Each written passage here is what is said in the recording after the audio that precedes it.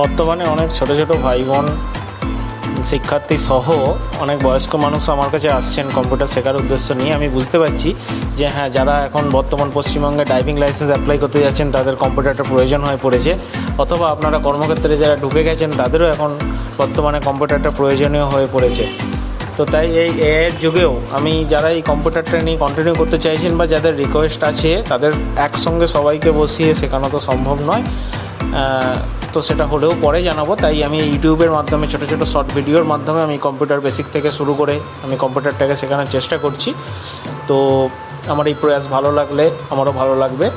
তো আপনারা এই ভিডিওগুলো একটু নাড়াঘাটা করলে আশা করছি আপনারা এগুলো থেকে উপকৃত হবেন এবং কম্পিউটারটা সঠিকভাবে শিখতে পারবেন। তো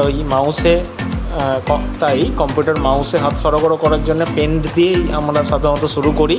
যারা এমনি বেসিক্যালি টুকটাক টেস্ট দেওয়ার জন্য, ড্রাইভিং লাইসেন্স টেস্ট এগুলো দেওয়ার জন্য কম্পিউটার শিখতে চাইছেন, তারা এই মাউস পয়েন্টার ধরে নড়াচড়া করে বা এই মাউসের হাত সরবরাহ করে নিলে আপনাদের এটা উপকারে আসবে বলেই মনে করি আমি।